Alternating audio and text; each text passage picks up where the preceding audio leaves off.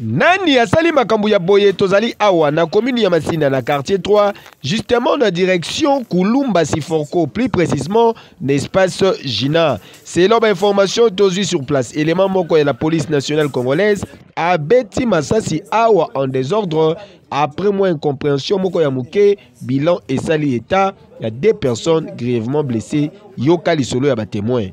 Bon, biso to mettre sécurité Gina, mazi les meilleures forces pour ba client so ando mi masanga awa taki ba mena de bouteille bana to te vivre bouteille ma de ba mabo le kali busante ba ngona ba taki ba tale na bakuti jipi mabo uchi bezo ya e komi wana na kwa wana sali ni kamni bango na tango kanyi bango wana bandeko na bango pe bazalaki awa babita bokanga bandeko na biso boye pona nini batu ando mi masanga libanda awa ibele bokanga bandeko na biso basali nini élément moko soda talaki wana bazalaki nde toloka oui soda 5 na ciment de liboso na chauffeur élément moko kiti na sima chargé ame bolonga bango ba déclarer o bandeko na biso bazalaka te biso totile mbato emela o msule bokanya balakisana autangola po wana kitaka na chargé ame abeti masasi likolo ko be ko chargé ko chargé bango na sima bandeko na waseni babimia na chef no mama mokonzi na bango na kumba mutuka abimi monsieur obeti masasi pona nini. D'après l'information, donc Jeep Mango et Utaki Jeep Apembe et Jeep Moya Utara Moulondo, so Moulondo. Azaki liboso na Rai Ao. Batinda na Moulondo côté à Rai ya Mokali. Bon, tant à l'ongwe awa, aleka kina Gina 1. Ako bisa bango ke. To tukuna désolé za na ba kuna, to beti masa c'est to pas za to lexa Jeep na biso. Donc il n'a pas donné de vraies informations. Likambo on va au ça comme information. Likambo awa. À ça, il bon juste pour les années de passage d'information. Or, et ça, l'équipe bien, l'équipe on a juste information que pour même il y a mon maman Gina, il y a grand terre, à y habiller. Les temps après on a dit qu'on a moi, il y a grand terre, Christian AZDG, il y a Gina, il y a oublié ça tout tel. Donc, on va bénir pour bailler ça à cœur, batou, bazui, masasi.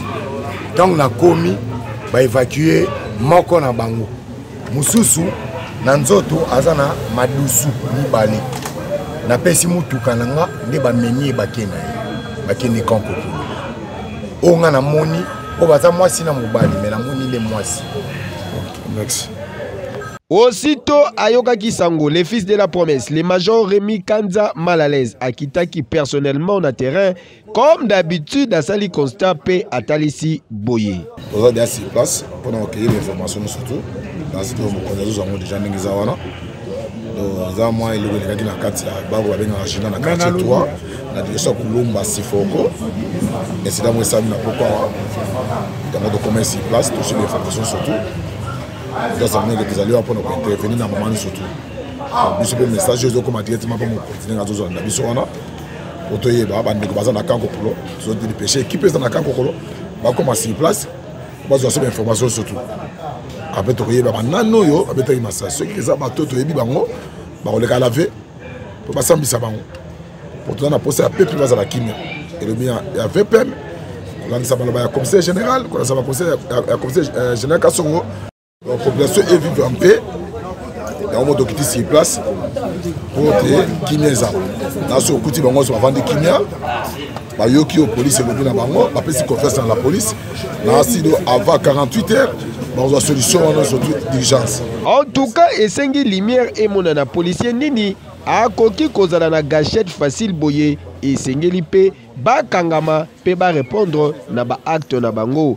En plus, ba beti masasi ezui batu et puis ba kimi au lieu ya ko secourir bango. Mon major Rémi Kanza mal à l'aise, Moussala Kitoko izala kande boye. Toyo Kasango papa. Ya kejo.